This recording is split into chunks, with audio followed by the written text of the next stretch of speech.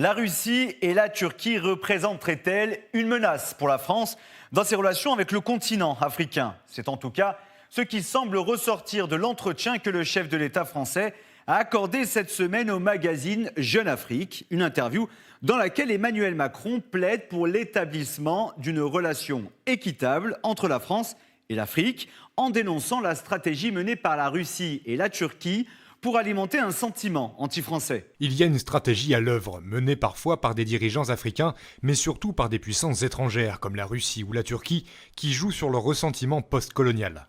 Il ne faut pas être naïf. Beaucoup de ceux qui donnent de la voix, qui font des vidéos, qui sont présents dans les médias francophones sont stipendiés par la Russie ou la Turquie.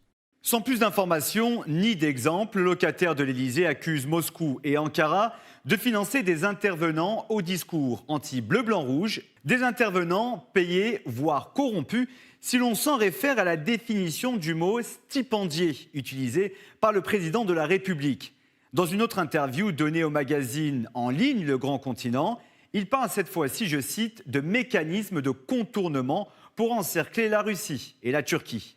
Une double intervention qui ne devrait pas améliorer les relations entre Paris et Moscou, qui sont loin d'être au beau fixe depuis quelque temps déjà. Et c'est même pire pour la Turquie, dont les relations avec Paris se creusent un peu plus chaque jour, notamment sur les questions de la Syrie, de la Libye, de la Méditerranée orientale ou encore plus récemment sur la polémique concernant les caricatures de Charlie Hebdo.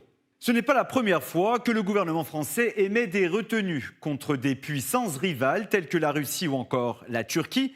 En septembre 2018, un rapport présenté au ministère français des Armées et consacré aux manipulations de l'information s'inquiétait déjà de voir s'imposer sur le territoire africain d'autres visions que celles de la France.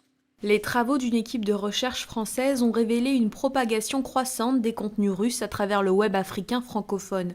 Plusieurs signaux indiquent que l'Afrique pourrait être le prochain terrain de jeu de la guerre informationnelle. Un point de vue pas souvent partagé de l'autre côté de la Méditerranée.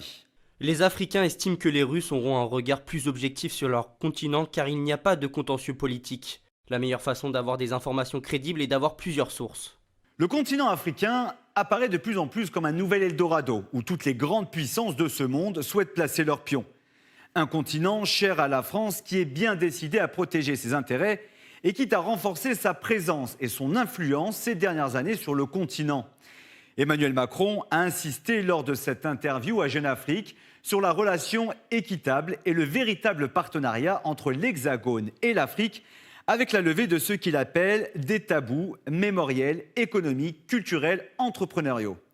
Il cite ainsi la restitution d'œuvres du patrimoine africain à plusieurs pays comme le Sénégal, le Bénin ou Madagascar, ou encore la fin du franc CFA. Je pense qu'entre la France et l'Afrique, ce doit être une histoire d'amour. Nous ne devons pas être prisonniers de notre passé. Quoi qu'il en soit, le chef de l'État est bien décidé à poursuivre son opération séduction en Afrique. L'objectif pour lui, protéger coûte que coûte les intérêts tricolores à l'heure où le continent africain n'a jamais été aussi convoité. Après le Nigeria, l'Éthiopie ou encore le Kenya, Emmanuel Macron devrait prochainement se rendre en Afrique du Sud et en Angola en vue du sommet France-Afrique prévu en juillet prochain à Montpellier.